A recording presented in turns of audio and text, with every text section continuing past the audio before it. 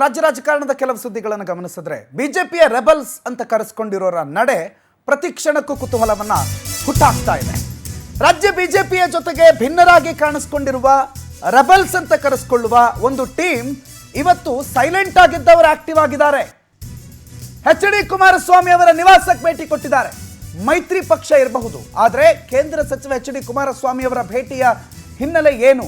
ಕುಮಾರ್ ಬಂಗಾರಪ್ಪನವರು ಬೆಂಗಳೂರಿನ ಜೆಪಿ ನಗರದ ಎಚ್.ಡಿ. ಕುಮಾರಸ್ವಾಮಿ ಅವರ ಮನೆಗೆ ಹೋಗಿ ಏನು ಚರ್ಚೆ ಮಾಡಿದ್ರು? ಭೇಟಿ ಆಗಿದೆ, ಚರ್ಚೆ ಆಗಿದೆ. ಯಾವ ವಿಚಾರದ ಬಗ್ಗೆ ಚರ್ಚೆ ಆಗಿದೆ ಗೊತ್ತಿಲ್ಲ. ದೃಶ್ಯ ನೋಡ್ತಾ ಇದ್ದೀರಿ. ಇದು ಕುಮಾರಸ್ವಾಮಿ ಅವರ ಜೆಪಿ ನಗರ ನಿವಾಸ. ಕುಮಾರ್ ಬಂಗಾರಪ್ಪನವರಲ್ಲಿ ಬೆಳ್ಳಂಬೆಳಗ್ಗೆ ಪ್ರತ್ಯಕ್ಷರಾಗಿದ್ದರು. ಬಿಜೆಪಿಯ ರೆಬಲ್ ತಂಡದಲ್ಲಿ ಗುರುತಿಸ್ಕೊಂಡಿರೋರು ಇವರು. ಕುಮಾರ್ ಬಂಗಾರಪ್ಪ ಆ್ಯಂಡ್ ಕುಮಾರಸ್ವಾಮಿ ಏನು ಮಾತಾಡಿರ್ಬೋದು? ಯಾವ ವಿಚಾರದ ಬಗ್ಗೆ ಚರ್ಚೆ ಆಗಿರಬಹುದು? ಅದು ಪೊಲಿಟಿಕಲ್ ಚರ್ಚೆನಾ ಅಥವಾ ಏನಾದರೂ ಟ್ಯಾಕ್ಟಿಕ್ಸಾ ಅಥವಾ ಪಕ್ಷಾಂತರನ ಏನು ನಡೀತಿದೆ ಅನ್ನುವ ಸಹಜ ಪ್ರಶ್ನೆ ಈಗ ಇಲ್ಲಿ ಕೇಳಿ ಬರ್ತಾ ಇದೆ. ಅದಲ್ಲದೆ ಕುಮಾರ್ ಬಂಗಾರಪ್ಪನವರು ಭೇಟಿ ಆದಮೇಲೆ ಮಾತಾಡಿದಾರಂತೆ, ಕೇಳಿಸ್ಕೊಳ್ಳಿ.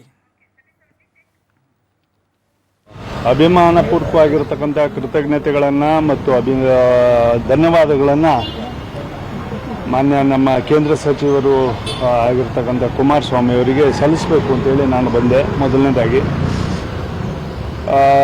VSIಗೆ ಸುಮಾರು 16,000 ಕೋಟಿಯಷ್ಟು ಹಣವನ್ನು ರಿಲೀಸ್ ಮಾಡಿಸ್ಕೊಟ್ಟಿದ್ರು. ಅದಕ್ಕೆ ಇವತ್ತೆಲ್ಲ ಒಂದು ದೊಡ್ಡ ಟೀಮೇ ನಾವೆಲ್ಲರೂ ಬರೋದಿತ್ತು. ಒಂದು VSIನ ಎಲ್ಲ ನಮ್ಮ ಆರ್ಟಿಸ್ಟ್ ದೊಡ್ಡಣ್ಣವರು, ಅವರು ಅಲ್ಲೇ 20-25 ವರ್ಷ ಅಲ್ಲಿ VSI ಕೆಲಸ ಮಾಡಿದಂಥವ್ರು. ಅವ್ರ ಜೊತೆಗೆ ಅನೇಕ ಆಫೀಸರ್ಸ್ಗಳು ಎಲ್ಲರೂ ಕೂಡ. ದೀಪ ಮಾಹಿತಿ ಕೊಡ್ತಾರೆ, ನೇರ ಸಂಪರ್ಕದಲ್ಲಿ ಜಾಯ್ನ್ ಆಗಿದ್ದಾರೆ. ದೀಪ, ಆಲ್ ಆಫ್ ಅ ಸಡನ್ ಬಿಜೆಪಿಯ ರೆಬಲ್ಸ್ ಅಂತ ಕರೆಸ್ಕೊಳ್ಳೋರು JDSನ ಮುಖಂಡರು. ಈಗ ಸದ್ಯಕ್ಕೇನೋ ಮೈತ್ರಿ ಪಕ್ಷ ಇರಬಹುದು, ಆದರೆ ಕೇಂದ್ರ ಸಚಿವರು JDSನ ರಾಜ್ಯಾಧ್ಯಕ್ಷರು ಕುಮಾರಸ್ವಾಮಿ ಅವ್ರನ್ನ ಭೇಟಿ ಆಗ್ತಾರೆ ಅಂತಂದ್ರೆ ಅವ್ರ ಮಾಧ್ಯಮಗಳ ಮುಂದೆ ಹೇಳಿಕೆ ಕೊಟ್ರಲ್ಲ, ಅದು ಮಾತ್ರ ಚರ್ಚೆ ಆಗಿರುತ್ತಾ? ಬೇರೆ ಏನು ಚರ್ಚೆ ಆಗಿರೋದೇ ಇಲ್ಲ ಅಂತೀರಾ? ಪ್ರಣತ್, ಒಂದ್ ರೀತಿಯಲ್ಲಿ ಅಂದ್ರೆ ಒಬ್ಬರೇ ಬಂದಿರೋದ್ರಿಂದ, ಅಂದ್ರೆ ಕುಮಾರ್ ಬಂಗಾರಪ್ಪ ಅವರು ಮಾತ್ರ ಬಂದಿರೋದ್ರಿಂದ ಒಂದಿಷ್ಟು ಬೇರೆ ಬೇರೆ ಕೆಲಸಗಳು, ಅಂದ್ರೆ ಹಿಂದೆ ನಡೆದಂತಹ ಒಂದಿಷ್ಟು ಯೋಜನೆಗಳ ಕುರಿತಂತೆ, ಜೊತೆಗೆ ಅವರಿಗೊಂದು ಧನ್ಯವಾದ ಹೇಳೋದಕ್ಕೆ ಬಂದಿದ್ರು ಅನ್ನುವಂತಹದ್ದು. ಆದ್ರೆ ಸಹಜವಾಗಿ ಅವರು ರೆಬಲ್ಸ್ ಬರ್ತಾರೆ ಅನ್ನುವಂತಹದ್ದು ಬಹುತೇಕವಾಗಿ ಒಂದು 3-4 ಜನ ಬರಬಹುದು ಅನ್ನುವಂತಹ ಅಂದಾಜಿತ್ತು. ಆದ್ರೆ ಅವರೊಬ್ಬರೇ ಬಂದಿರೋದ್ರಿಂದ ಆ ಕಾರಣಕ್ಕಾಗಿಯೇ ಬಂದಿದ್ದಾರೆ ಅನ್ನುವಂತಹದ್ದು ಸ್ಪಷ್ಟ ಆಗ್ತಿದೆ. ಅದರ ಬೆನ್ನಲ್ಲೇ ಸಹಜವಾಗಿ ರಾಜಕೀಯ ನಾಯಕರುಗಳು ಸೇರಿದಂತಹ ಸಮಯದಲ್ಲಿ, ಅದರಲ್ಲೂ ರಾಜ್ಯ ರಾಜಕಾರಣ ಆಗ್ತಾ ಇರುವಂತಹ ಬೆಳವಣಿಗೆಗಳು, RCB ವಿಚಾರ, ರಾಜೀನಾಮೆ ವಿಚಾರ, ಜೊತೆಗೆ ಅಧಿಕಾರ ಹಂಚಿಕೆ ವಿಚಾರ, ಇವೆಲ್ಲವೂ ಕೂಡ ಸಹಜವಾಗಿ ರಾಜ್ಯ ನಾಯಕರುಗಳು ಸೇರಿದಂತಹ ಸಮಯದಲ್ಲಿ ಚರ್ಚೆಗೆ ಬರುವಂತಹದ್ದು ಕಾಮನ್.